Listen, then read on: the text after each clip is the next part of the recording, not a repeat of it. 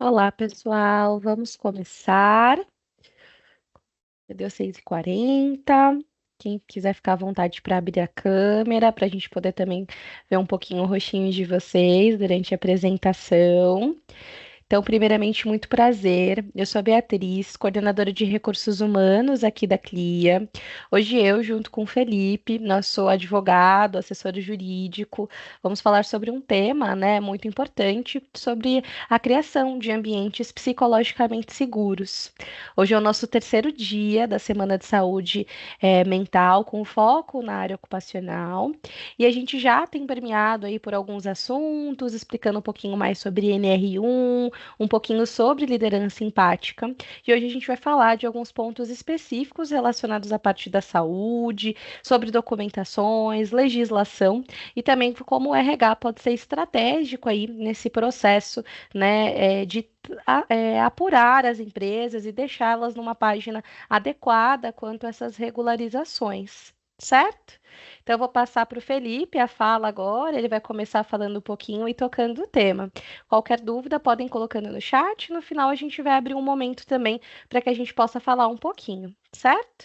Bom dia a todos. É uma alegria estar aqui com vocês. Meu nome é Felipe, né? Como bem apresentou a Beatriz. Eu sou advogado e vim aqui dar algumas explicações, né, sobre o tema que está super em alta e é super relevante. Então, primeiro, eu queria começar com um dado de impacto, né? Hoje, para quem não sabe, os transtornos mentais já são a segunda maior causa de afastamento previdenciário no Brasil, tá? Ele está perdendo somente para doenças da coluna e questões musculoesqueléticas, né? Nisso incluso ali hérnia de disco, etc. Então você vê que é um número muito grande e está na frente de muitas outras doenças, muitos outros riscos que o trabalho traz. A saúde mental realmente tem um grande impacto. E a gente não está falando só de um número frio, né? Esses afastamentos geram um passivo enorme para as empresas. Então, as empresas de médio e grande porte, e mais adiante eu vou mostrar esse impacto, podem chegar a 4 milhões de reais em uma diferença de contribuições previdenciárias. Tá? Isso, na prática, significa que um colaborador afastado por transtorno mental pode passar meses fora, gerar custos adicionais para a empresa e, ao mesmo tempo, acaba fragilizando toda a equipe. Então, além de um problema humano, isso acaba se tornando um problema empresarial e financeiro que tem que ser olhado com muito cuidado. Nesse slide, eu queria falar um pouquinho por cima do custo da ausência desse ambiente psicologicamente seguro, né? O que gera um ambiente inseguro, vamos colocar assim, dentro das empresas. Então, para começar, né, muitos problemas comportamentais, como assédio moral, discriminação, depressão, ansiedade dentro da equipe. Então, quando a empresa não cuida da segurança psicológica, o custo aparece também nessa frente comportamental. O resultado é claro, né? E se traduz em absenteísmo, em turnover, queda de produtividade e num clima organizacional muito deteriorado. E além do custo humano e do custo financeiro, existe uma série de riscos jurídicos englobados, né, como ações trabalhistas, danos reputacionais para a empresa e a necessidade de abricate, que é um instrumento que a gente vai falar um pouco mais a seguir. E o que eu quero dizer com isso, né, que deixar esse tema de lado não é uma opção segura para o empresário. Se você vai pensar a longo prazo, né, o impacto desses problemas, o custo que a empresa acaba tendo com todos esses riscos é muito grande e, pensado com estratégia, ele pode ser evitado de algumas formas. Pode passar. Bom, agora vamos falar de dinheiro, né? Todas as empresas que não estão no Simples Nacional, se bem que as que estão no Simples também acabam recolhendo o FAT, e que têm colaboradores, pagam o RAT na folha de pagamento. O que é o RAT? Para explicar melhor para vocês. Ele é o risco ambiental do trabalho e é uma alíquota base da contribuição para acidentes de trabalho.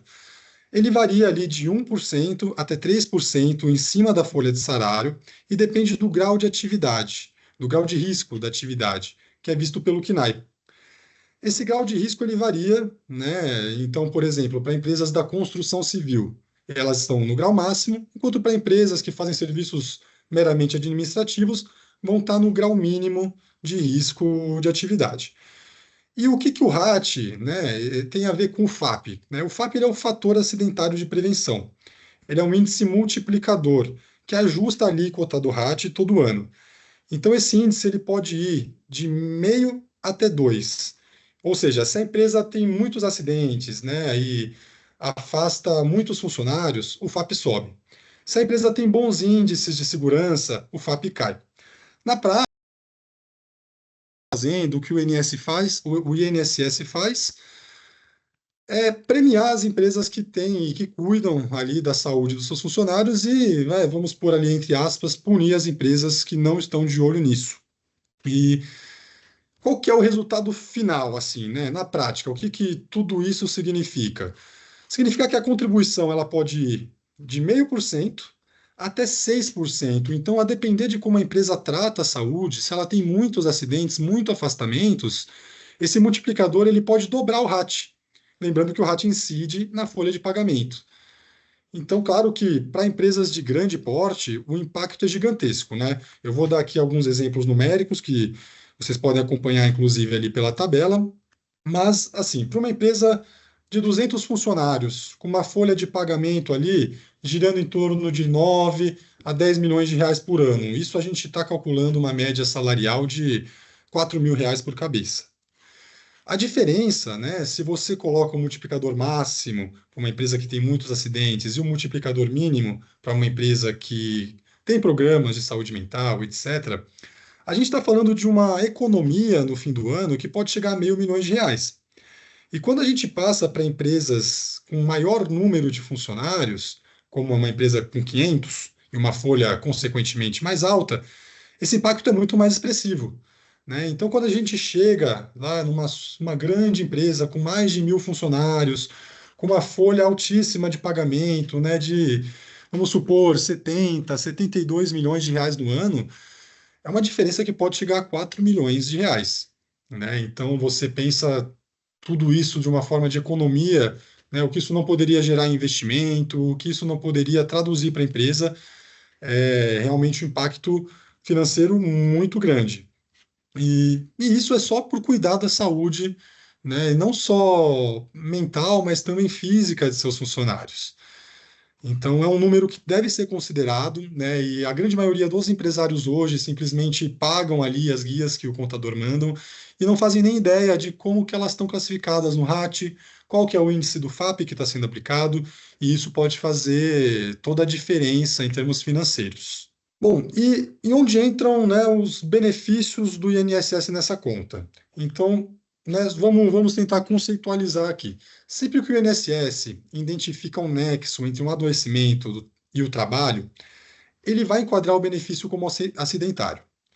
Isso acontece, por exemplo, quando o CID da doença tem correlação, né, estatística com o CNAE da empresa, e pelo chamado NTEP, que é também um índice deles. E é importante guardar que só os acidentes, só os benefícios acidentários, ou seja, só os acidentes causados pelo trabalho, que têm impactos no FAP. Tá? Então, são eles o B91, que é o auxílio por doença, né, por acidente do trabalho, o B92, aposentadoria por invalidez, o B93, que é a pensão por morte, e o B94, que é o auxílio acidente. Então, todos esses benefícios, quando concedidos pelo INSS a um empregado, impacta diretamente no FAP e, consequentemente, na porcentagem do RAT. Então, as empresas acabam pagando, né, uma contribuição muito maior. Então, é bom sempre estar de olho quando um funcionário pega um benefício, porque ele tem consequências diretas, certo? E não diretas somente nessa questão do fator multiplicador que eu comentei. Tem questões como a ação regressiva do INSS. Vamos dizer que uma empresa negligenciou os cuidados da saúde e, por decorrência disso, houve um acidente, né? Houve o desenvolvimento de uma doença ocupacional. Se o INSS constata essa negligência, pode haver, inclusive, uma ação regressiva para cobrar da empresa todos os benefícios que foram deferidos anteriormente. Então, a gente não está falando, né, de cuidado psicológico, cuidado da saúde mental, com impacto somente nas taxas, nos impostos, nas contribuições que você paga, mas tem um risco jurídico do INSS cobrar da empresa tudo aquilo que pagou ao empregado. Né? E a gente pode falar também, né, quando tem o afastamento por auxílio-doença, o empregado ele volta com uma estabilidade de 12 meses. Então, como que você demite um funcionário? Infelizmente, a empresa fica presa, né? E digamos que esteja descontente com a performance, descontente com ali alguma relação, não vai ter muito o que se fazer.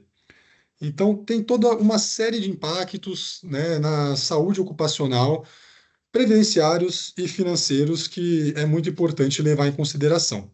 Bom, e tudo isso vem do CAT, né? O CAT ele é uma obrigação legal que todas as empresas elas têm que emitir quando há um acidente de trabalho, tá? Mas eu já adianto que o CAT ele não é uma, como que eu posso dizer? Ele não é uma confissão da empresa. Olha, este acidente aqui ocorreu por conta de um acidente de trabalho.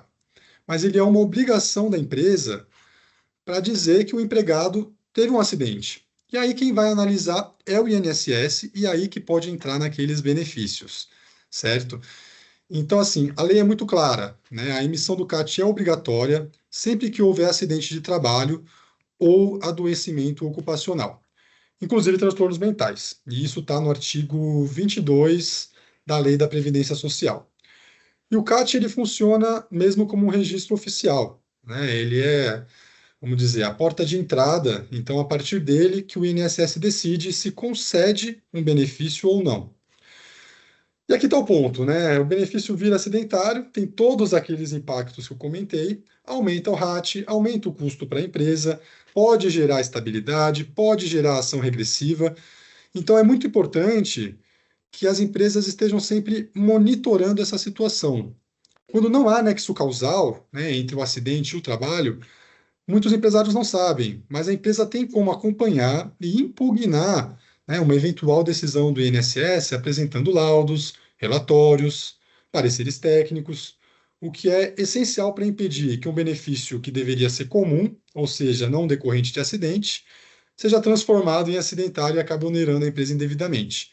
Então, só para resumir aqui, né, o CAT ele é a porta de entrada para todo esse sistema e quem entende bem e gerencia isso tudo, protege a empresa financeiramente e juridicamente.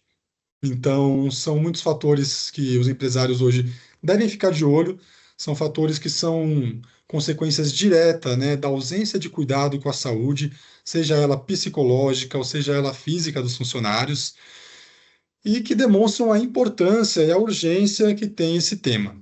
Então, pessoal, com todas essas informações, né, que o Felipe trouxe, como que elas podem, de alguma forma, nos auxiliar a criar um ambiente plenamente seguro ali para os nossos colaboradores? E aí, onde entra o RH, que no geral é o setor que faz o acompanhamento dos CATs, dos atestados, dos afastamentos. Então, eu vou falar um pouquinho sobre alguns itens que são muito importantes e através deles a gente chega no tópico de ambiente seguro, certo? Então, primeiramente, é muito importante sempre lembrar que pessoas é um dos principais ativos de um negócio. Então, como que o RH consegue fazer isso de forma estratégica, né? Então, fazer essa conexão de estratégia de negócio e também de bem-estar de pessoas. É muito importante que a gente tenha dados, nós tenhamos procedimentos e processos que nos dê esse suporte. Então, tem diversas ações possíveis. Então, a gente pode, desde ali do processo inicial do colaborador na empresa, então, fazendo a criação de um processo de onboarding humanizado, onde a gente apresente adequadamente tudo que vai ser realizado, todas as regras da empresa, a dinâmica e mostra ali como que vai funcionar o dia a dia desse profissional. Criação de políticas gerais que norteiem a todos quanto às boas práticas e regras internas. Então, políticas relacionadas à gestão de pessoas, justamente para prevenção de assédio e situações similares, procedimentos relacionados a como fazer aplicação de feedback, relacionados à diversidade, planos de contingência em situações de afastamento, são algumas dessas possibilidades. E com uma assessoria jurídica ajudando, é muito importante nesse processo, justamente para você fazer a adequação com o seu tipo de negócio. Quando a gente pesquisa na internet hoje, às vezes a gente já encontra muita coisa pronta, né?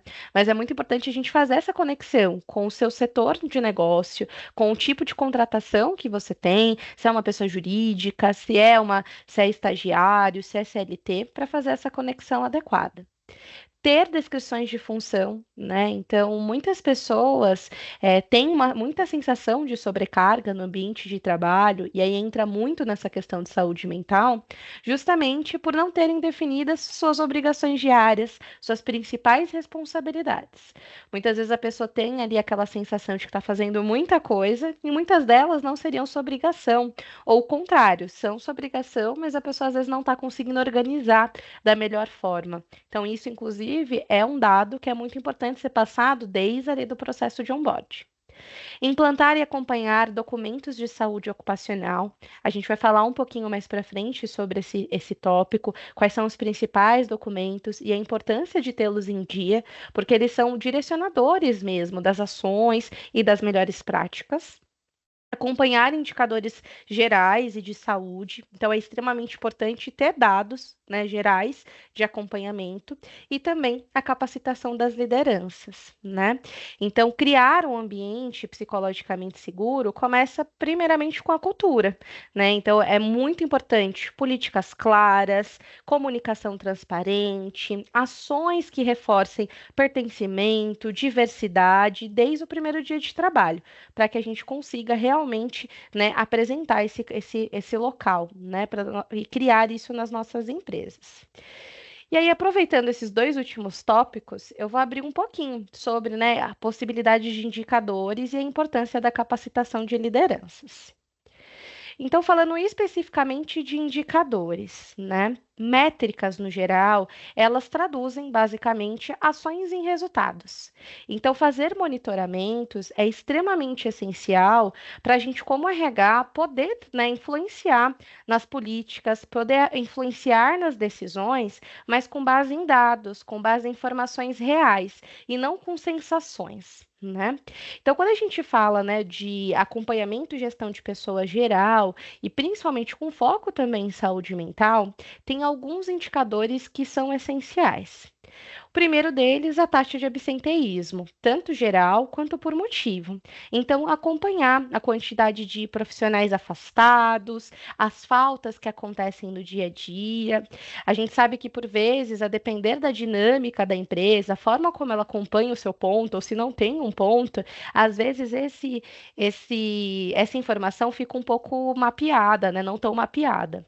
Então, é muito importante ter uma clareza de como que isso realmente está no dia a dia.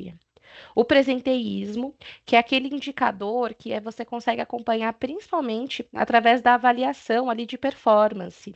Porque muitas pessoas estão todos os dias na empresa, mas elas efetivamente não estão performando. Elas não conseguem ali realmente fazer ali suas atividades, sair ali do mesmo lugar, e pode ser por motivos diversos, desde questões de saúde, dificuldades de entendimento das suas funções. Número e duração de afastamentos também. Então, isso é muito importante, porque você consegue fazer uma análise de quantas horas, por exemplo, ou dias que você teria de prestação numa normalidade e quantos dias você está tendo essa falta.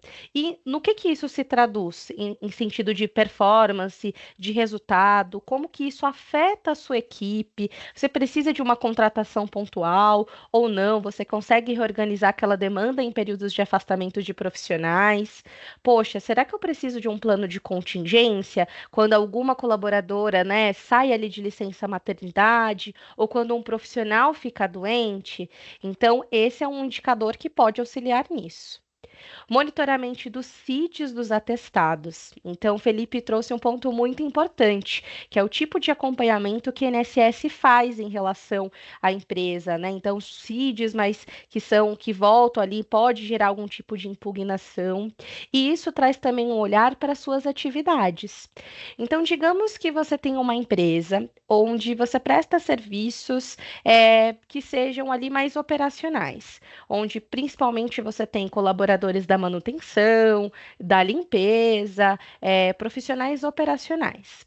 E você começa a observar que grande parte, por exemplo, dos CIDs são relacionados a dores musculares. Isso será que pode ter a ver com o trabalho deles de força, de repetição? Essa é uma análise que pode ajudar a você pensar nessa dinâmica do dia a dia. Isso pode influenciar, por exemplo, escalas de trabalho, a quantidade de colaboradores que você tem num setor, você observar se tem ou não uma sobrecarga, e às vezes até fazer uma análise. Será que não é necessário algum EPI, alguma coisa diferente para evitar esse CID? Então, são possibilidades que esse acompanhamento traz. A gente tem também o tempo médio de retorno ao trabalho, né, que é muito casado a esse número e duração de afastamentos. Só que qual que é a diferença, né? No tempo médio, a gente consegue acompanhar atestados em gerais, né? Então, eu tenho lá colaboradores que saem bastante durante o período de trabalho para fazer consulta. Eles saem e voltam ali para o ambiente de trabalho. Mas com qual frequência isso acontece? Qual o impacto disso dentro de um setor, por exemplo, que precisa funcionar ali 24/7, por exemplo? O turnover também é um outro muito conhecido e eu acho que um dos mais acompanhados em setores de RH, que é onde a gente pode acompanhar também vários motivos. Se foi voluntário, se foi involuntário, qual que é a porcentagem por área, qual que é o acompanhamento mesmo, o que está acontecendo nessa empresa. Uma recomendação muito interessante, inclusive, é a depender da quantidade de turnover que você tenha por áreas específicas, fazer essa análise e fazer um acompanhamento um pouco mais a fundo dos voluntários, por exemplo. Quais são os motivos por essa saída? São melhores oportunidades de trabalho, valores ali em relação aplicados, o ambiente, a liderança direta. Então, é possível fazer entrevistas estruturadas relacionadas aos profissionais que saem, né, por conta própria, e ele pode ser ali um indicativo importante para a empresa. O tempo médio de permanência na empresa. Então, tem empresas que, a depender do tipo de serviço, naturalmente tem ali uma expectativa de uma rotatividade maior, a depender da área. Mas temos setores, por exemplo, que é muito importante que tenha ali uma consistência de tempo. Então, pensando em setores como o próprio RH, a área financeira, compliance, por exemplo, são áreas onde é muito importante conhecer o negócio, né? O comercial, por exemplo, é muito importante ser profissionais que acompanhem, que estão ali, vistam a camisa, que entendam o negócio para conseguir fazer boas vendas. Mas se eles saem a cada 2, 3 meses, talvez isso esteja gerando resultados não tão bacana. Então é muito importante esse acompanhamento também. Utilização de programas e convênios. Quantas pessoas têm convênios como Total Pass, operadoras de saúde geral, e às vezes não fazem a mínima ideia da quantidade de uso que isso existe no mês a mês, no dia a dia. E você está tendo um investimento ali. E quando a gente fala de convênios, por exemplo, isso afeta diretamente a sinistralidade, que é aquela taxazinha que faz com que todo ano você aumente um pouquinho mais o seu convênio. E a depender do uso e do tipo do uso, esses aumentos podem ser muito significativos. Tem pesquisas que mostram que nos últimos 2 anos, esse período pós-pandemia, em algumas atualizações, tem empresas que chegaram a aumento de 200%, né, nas suas faturas de convênio, justamente por causa desse uso, que às vezes pode você fazer algum acompanhamento melhor, ter práticas, atividades internas que talvez reduza, né, esses acessos ou essa quantidade de utilização. E acompanhamento de horas extras e banco de horas. Então, vamos pensar aí em colaboradores que estão com um número, por exemplo, de faltas muito grandes, mas ainda assim fazem horas extras todo dia. Será que isso tem alguma relação? Então, ter dados como esse fazem muita diferença no dia a dia. São alguns, né, dos que a gente recomenda no dia a dia o acompanhamento, mas é claro, tem muitas outras possibilidades. Mas por que que é importante? Porque os indicadores, no geral, eles dão subsídios justamente para decisões. Então, como RH, eu quero implantar uma política, eu quero trazer um benefício diferente para o colaborador, eu estou sentindo que se a gente traz essa informação ou começa com essa dinâmica, isso pode fazer diferença considerável para esse ambiente. Como que você traz isso para a liderança? Como você faz que as outras lideranças vistam essa informação e entendam a importância? Através desses indicadores. Principalmente quando a gente está falando de programas de saúde mental, que é uma coisa que está super em alta, principalmente agora com a NR1, esses indicadores podem ser essenciais para indicar quais são os melhores caminhos, né? Justamente os melhores programas, o que funciona ou não para a empresa. E ainda mais num mercado tão diverso de possibilidades, né? Eu tive na Cornar esses dias e, nossa, tem 1 milhão de possibilidades ali de programas, de serviços. Então, como escolher o mais adequado para minha empresa? Então, indicadores podem ajudar bastante justamente nessa escolha, e não só na escolha em si, mas realmente direcionar para algo efetivo. O que funciona para uma empresa não necessariamente funciona para outra. E os indicadores vão mostrar isso, porque às vezes a gente tem, né, tantas informações, a gente recebe tantas possibilidades de benefícios e coisas, né, que a gente pode oferecer para a equipe, que a gente não faz essa análise. Poxa, será que isso daqui realmente funciona para essa empresa, para essas pessoas? Vai ter aderência? Ter os indicadores não é a resposta de que, ó, você vai fazer colocar esse benefício e 100% da equipe vai aproveitar, utilizar. Mas ele pode levar um caminho bem considerável nesse sentido e, né, e trazer essa possibilidade em relação a esse ganho. Um outro patamar que é essencial é a capacitação das lideranças. Para o RH ser estratégico, é extremamente importante que ele tenha as lideranças do seu lado. Sem isso, não é viável. A gente não consegue fazer implantar cultura nenhuma, porque as lideranças como um todo são que moldam a cultura e são que definem o tom de segurança psicológica. Então, quando a gente fala de treinamentos, obviamente a gente não consegue desassociar do RH. Então, por isso que isso é muito importante de acompanhamento. E quando a gente fala de lideranças bem preparadas, a gente está falando que eles estão se tornando agentes de engajamento, de inovação, de saúde organizacional. Então, investir no desenvolvimento de lideranças é automaticamente investir na sustentabilidade de negócios. Voltando lá para a frase inicial, porque pessoas é o principal ativo das empresas. E aí, falando de capacitação de lideranças e falando de saúde mental, ambientes psicologicamente seguros, tem alguns itens e algumas competências que são muito importantes. E eu vou falar um pouquinho para vocês. Uma delas é a escutativa e a empatia, né? Que nada mais é do que tentar compreender um pouco melhor demandas, identificar sinais de sobrecarga, criar um espaço de confiança através da escuta e do contato com o outro. Feedback estratégico. Então, é muito difícil um líder que não consiga fazer bons feedbacks. Então, é super importante dominar diversos formatos. Então, a gente tem positivo, corretivo, de desenvolvimento, existem formato estruturado, não estruturado, e tem que ter um objetivo, um porquê, né? Então, você ter um treinamento nesse sentido e capacitar em relação a feedback ajuda a aplicar com clareza, com respeito e a direcionar as equipes para o melhor caminho, para o melhor resultado. A gente tem também comunicação não violenta. Esse é um que está super em alta, muitas pessoas já ouviram falar, já viram a girafinha da comunicação, né, da violenta, a CNV. E por que que ela é tão importante? Porque a comunicação não violenta é uma abordagem que tem como foco resolução de conflito. E quando a gente fala de empresa e de conflito, isso é constância. Porque conflito não é só aquela coisa, o discussão, o desentendimento. Não. O conflito é justamente, olha, eu acho que tenho que ir por um caminho. A outra liderança acha que tem que ir pelo outro. A própria equipe pode, né, ter esses desafios ao longo do tempo e você precisa tomar decisões.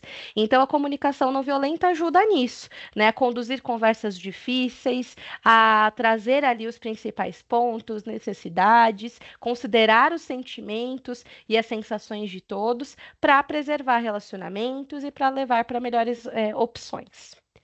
Gestão de projetos e gestão de pessoas, né? É muito importante porque muitas pessoas acham que liderança é algo que é natural. E não, liderar precisa sim de desenvolvimento, precisa sim de você precisa ter capacidades, ferramentas, e cursos como esse ajudam a planejar, delegar, acompanhar entregas sem sobrecarregar a equipe. Então, traz subsídios mesmo para você conseguir liderar de forma adequada. Gestão de tempo e prioridades. Num mundo onde tempo é dinheiro e tudo é para ontem, é extremamente essencial a gente conseguir equilibrar metas, bem-estar do time, né, e organizar ali o nosso dia a dia. A gente tem inteligência emocional, que também é muito importante, porque o autocontrole, a empatia e a capacidade de motivar é muito importante, independente do cenário. Então, como que eu, como líder, né, consigo, por exemplo, no momento onde a empresa está com um baixo recebimento, um baixo faturamento, continuar motivando as pessoas, sendo que, por exemplo, às vezes eu não consigo promovê-las? Ou o contrário, como eu continuo mantendo elas engajadas, mesmo ela recebendo valores astronômicos, ou a gente tendo ali diversas possibilidades. Então, independente do cenário, e né, em momentos de mudança de vida, né, são várias as possibilidades aí que podem acontecer, tanto de forma pessoal, dentro do ambiente de trabalho. Então, essa inteligência emocional nos dá suporte a isso, a lidar ali com todos esses cenários durante o dia a dia. E a liderança inclusiva. Então, trazer mesmo esse sentido de valorização de diversidade, criação de ambientes de pertencimento. Então, a diversidade é importante ser uma pauta. Então, ter essa visão, ter esse conhecimento ajuda bastante no dia a dia. Existem muitas outras possibilidades? Com certeza. Mas com certeza, com essas informações e com esse direcionamento, coisas similares, pelo menos a esses tópicos, pode trazer ali caminhos muito mais seguros e caminhos muito mais prósperos nesse sentido de saúde mental dentro do ambiente de trabalho. E um outro ponto muito importante, né, quando a gente fala de RH, é justamente essa gestão de riscos e compliance. Então, o RH, ele é um guardião da conformidade trabalhista. É o que se espera ali de um bom recursos humanos. Então, cumprir a legislação, manter a documentação atualizada, isso também protege a empresa de riscos jurídicos e reforça o compromisso com a saúde dos colaboradores. Então, é um caminho, né? Então, você ter diversas ações, por exemplo, benefícios, mas você não ter documentações atualizadas é uma coisa que não se conversa, é uma coisa que não conversa em relação ao negócio e o bem-estar das pessoas. Então, é muito importante, né? Então, quando a gente fala, por exemplo, de alguns tópicos essenciais, LGPD e confidencialidade de dados. Então, proteção de dados sensíveis, principalmente em programas de saúde mental, que têm sido muito implementados agora, é super importante. Não apenas para a aplicação de um termo, por exemplo, mas realmente reforçar com todos o sigilo, a descrição de dados, como o ambiente vai ser seguro, por exemplo, se quando eu utilizo algum benefício ou quando acontece um afastamento, um adoecimento, a empresa toda sabe os motivos e o porquê. Então, esse é um ponto de atenção. O mapeamento de riscos sociais, né, psicossociais e de ergonomia. Então, a gente está falando da NR1 e NR17, que são complementares. Nesse momento, onde a implantação da NR1 é uma necessidade, é uma forma de você acompanhar realmente quais são as possibilidades ali, o que realmente tem acontecido na sua empresa. Hoje, no mercado, a gente tem diversas possibilidades de como fazer esse mapeamento. Algumas empresas têm feito, né, isso com empresas diversas, mas é um ponto de atenção. Justamente porque a gente avalia pontos muito importantes: sobrecarga, conflitos, fatores que levam a burnout. Então, pensem se questionários pequenos, com 5 ou 10 perguntas, você vai fazer realmente um acompanhamento de 10, 15, 20 fatores. Planos de contingência e treinamentos obrigatórios. Então, gente, protocolos para crises como um todo sempre são muito importantes. Então, como que a gente lida se tem um afastamento por saúde mental? Como eu lido se tem um incidente de assédio? Quais que são os caminhos? Como que eu faço o acolhimento, os direcionamentos? Então, isso é o que a gente chama de plano de contingência. E muitas vezes isso vai trazer, né, essa questão dos treinamentos obrigatórios, porque tanto a gente pode utilizar para as contingências, mas para coisas do dia a dia. Então, por exemplo, o CAT, que o Felipe falou. O CAT, ele precisa ser aberto em até 24 horas. E muitas vezes a primeira pessoa a saber não é o RH, né? Não é a alta gestão. Quem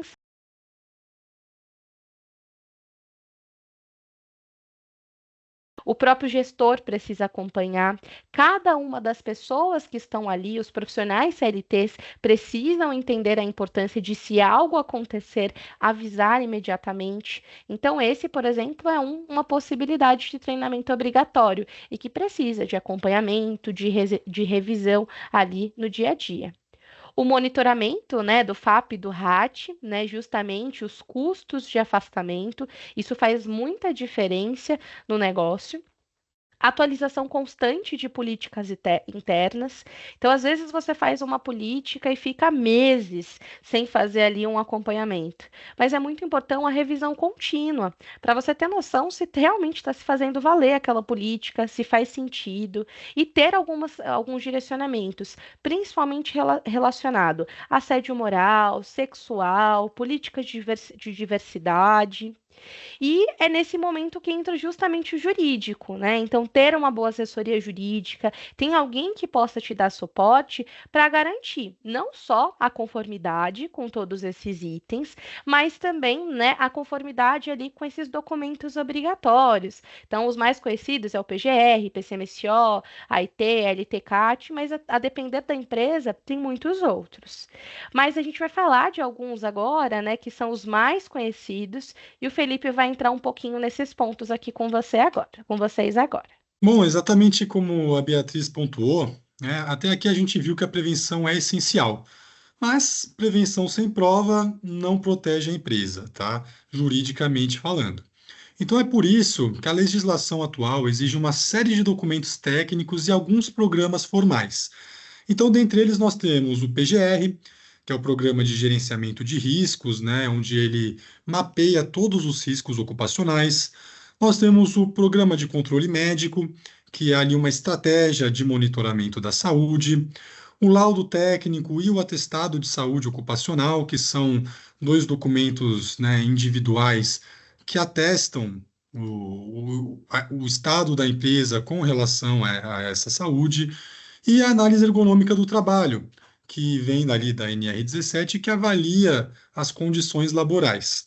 Então, esses documentos, eles não são só papelada, né? Muita sigla, às vezes a gente não entende muito para que serve, acha que não é necessário, mas eles são provas fundamentais em processos trabalhistas e previdenciários. Então, uma empresa que consegue demonstrar documentalmente suas ações de prevenção, ela está em posição muito mais segura para se defender de autuações, ações regressivas, né, do INSS, como eu comentei, e qualquer pedido de indenização. Então, resumindo um pouco ali do que a Beatriz disse também, liderança empática, políticas claras e uma cultura inclusiva com toda essa documentação formam um tripé robusto de gestão aliado a um alicerce jurídico. Então, esses programas são super importantes para demonstrar, né, em uma eventual ação judicial, que a empresa está, sim, comprometida com a saúde e com o ambiente psicologicamente seguro. E aí, no próximo slide, a gente vai falar um pouquinho só sobre a NR1 e sobre a NR17, que são atualmente as duas principais, e eu diria que as mais importantes normas regulamentadoras do Ministério do Trabalho. E, e eu vou reforçar que isso não é apenas boa prática, não é ESG, né, que o pessoal fala tanto sobre isso é uma obrigação legal. Está previsto em lei, empresas que não se adaptam e são fiscalizadas podem e vão ser punidas, e isso é uma questão prevista, inclusive, na Constituição, tá? Porque a Constituição Federal ela garante a dignidade da pessoa humana e os valores sociais do trabalho. Ao mesmo tempo, a CLT determina que o empregador deve zelar pela saúde e da segurança dos empregados. E é aí que vem essas normativas. A NR1 recentemente foi atualizada para incluir expressamente os riscos psicossociais. Então, vocês lembram lá do começo que eu falei que hoje o afastamento por motivos de saúde são o segundo maior do Brasil? Então, eles então é algo que está muito em alta, que está acontecendo muito e cada vez mais as pessoas estão preocupadas com isso.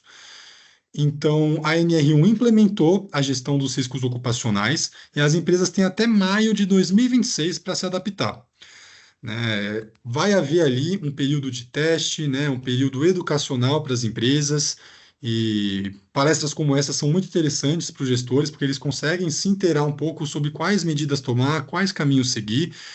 Então, eu vou resumir aqui algumas ações que as empresas precisam tomar para se adequar à NR1, e claro, isso tem que vir, né, de uma consultoria, de uma assessoria muito bem preparada, porque não é só um documento que você vai manter, é todo um programa de monitoramento, é treinamento de equipe, são muitas questões que estão ligadas à NR1 e que a maioria do empresariado hoje não conhece.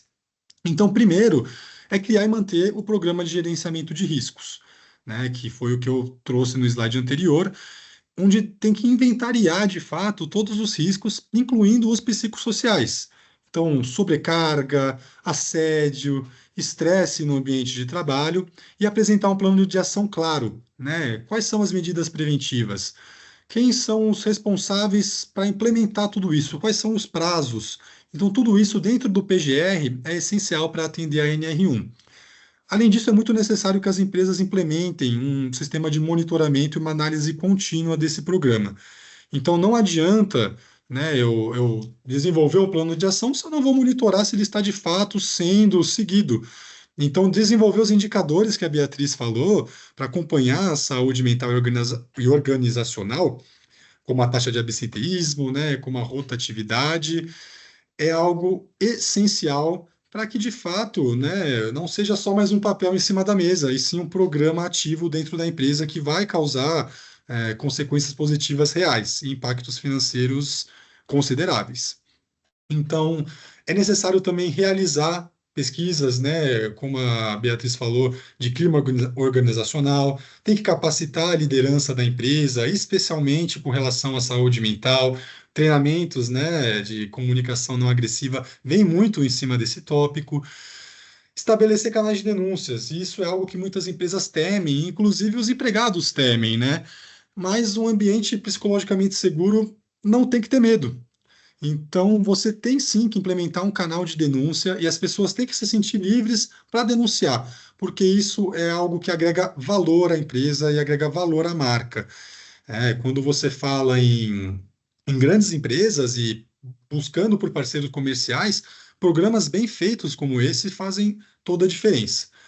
Então, né, isso é um pouquinho do que a gente precisa fazer para obedecer a NR1, né? Plano de ação, monitoramento e, por fim, treinamento. Tem que ter ali, né, como eu falei, uma consultoria, uma equipe que treine de fato os funcionários da empresa para atender essa normativa. A NR17, por sua vez, né, que ela já é um pouco mais conhecida e dentro do mundo empresarial, ela também é a norma regulamentadora, mas ela estabelece diretrizes diferentes, né? Eu falei ali que a saúde mental é o segundo maior motivo de afastamento hoje pelo INSS e está perdendo só para dores na coluna.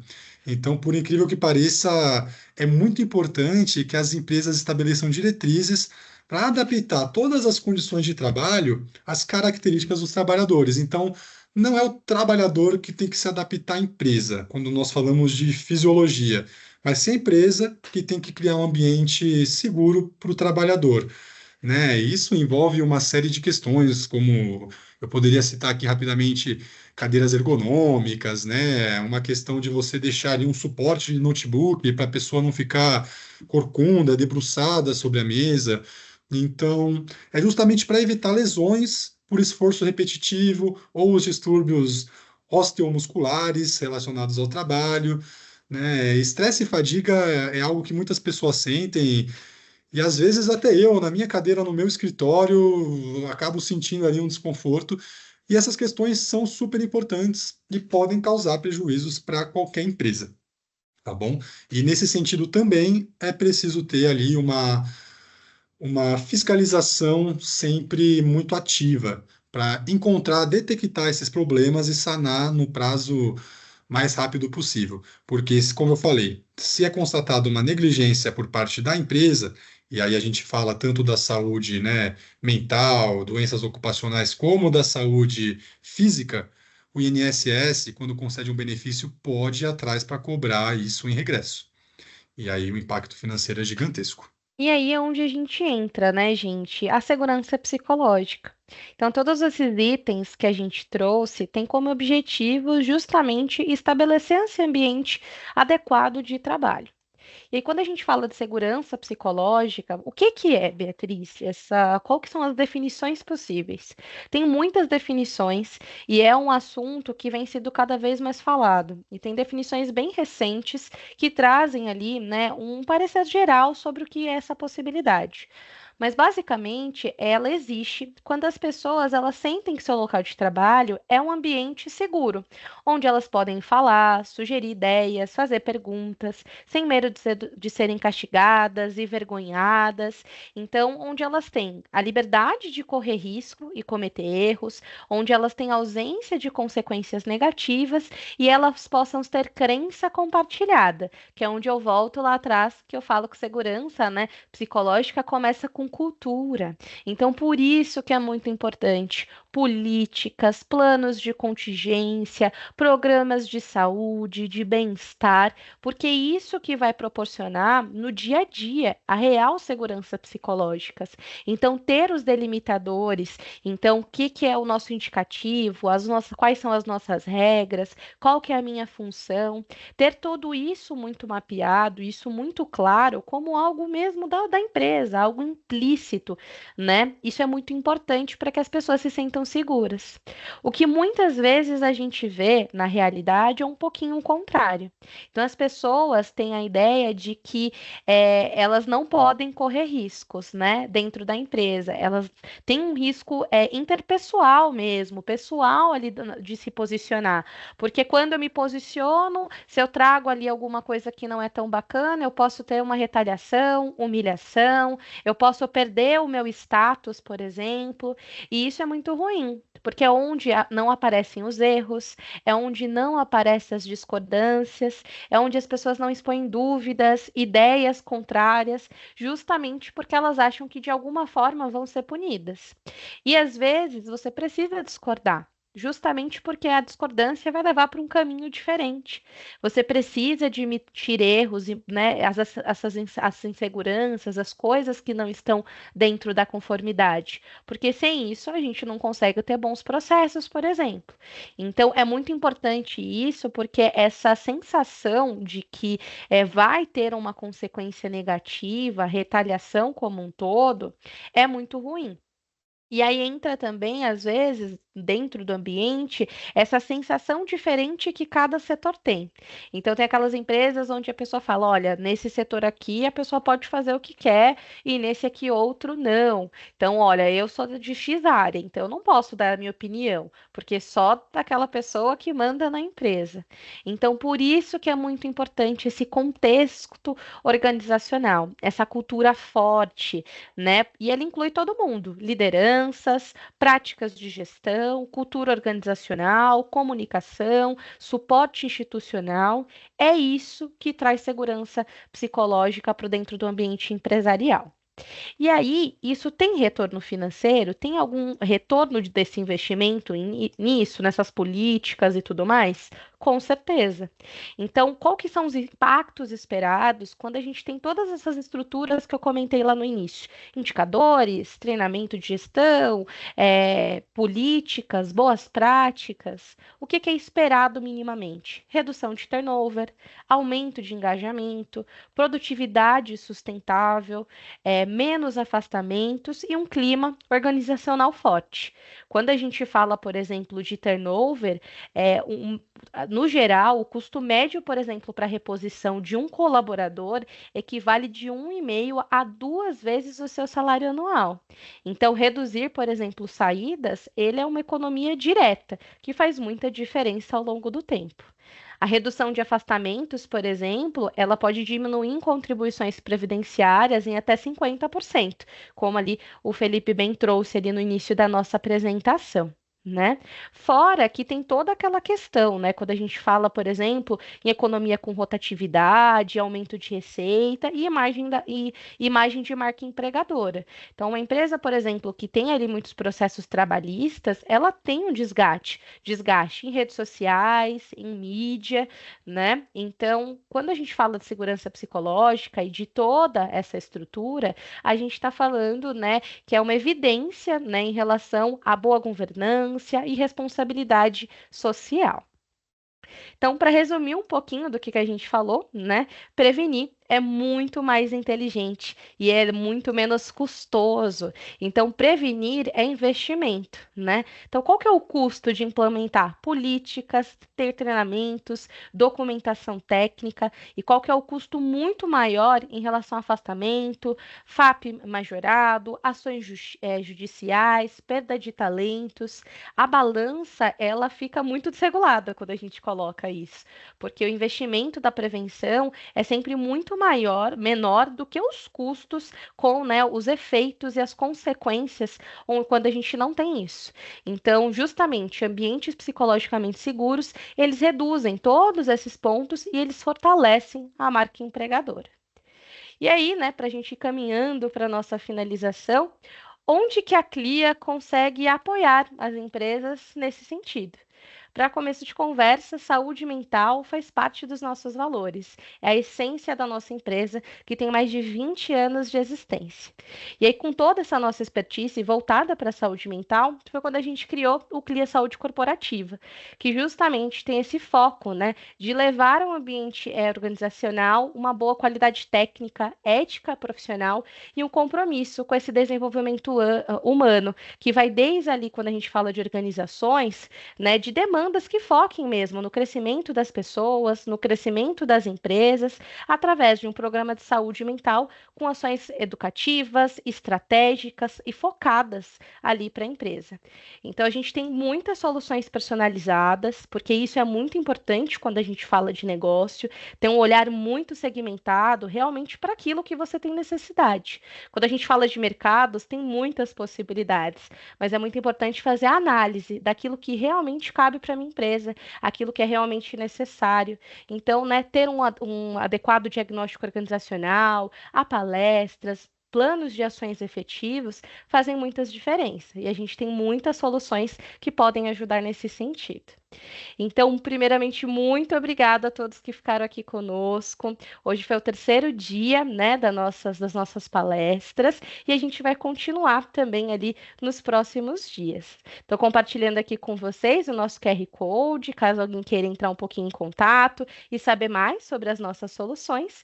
E para finalizar também, eu vou abrir aqui o espaço, né, para que vocês possam compartilhar se foi interessante o que a gente trouxe, se trouxe insights, se tem alguma dúvida de como colocar isso em prática no dia a dia. Primeiro, eu gostaria de dar a boa noite para todos e dar os parabéns para o Felipe e para a Bia pela palestra. Foi um conteúdo muito enriquecedor. Nós temos, nessa semana, buscado, de fato, trazer noções de como deixar o ambiente mais seguro, tanto para o colaborador como para a empresa, mas também de trazer os riscos, né, envolvidos caso as ações não sejam tomadas de forma assertiva, a trazer a cultura de saúde mental para o ambiente organizacional. Então, a palestra, tanto no via jurídico como de recursos humanos, foi extremamente enriquecedora. E eu queria fazer uma pergunta para o Felipe. também nessa questão de proteção das empresas, como você vê, Felipe, que a ausência de políticas formais de saúde mental podem ser interpretadas em processos trabalhistas ou até ocasionar danos morais. É possível que isso aconteça? Como você acredita que o judiciário vai se comportar nesse sentido? Não, é uma excelente pergunta, Priscila. Obrigado, inclusive. É assim, como um advogado empresarial, eu estou acostumado a atuar e ver muitas reclamatórias trabalhistas. E eu sei o tamanho do passivo que uma empresa não preparada pode gerar, né? E claro, no fim a escolha é de cada organização, mas os números e os fatos sempre mostram que prevenir é mais barato e mais inteligente. Então, quando nós recebemos uma ação judicial, vamos dizer ali uma reclamatória trabalhista, onde a pessoa pede danos morais porque ela alega que teve uma doença ocupacional, que foi em decorrência do trabalho, que isso causou tantos prejuízos na vida dela.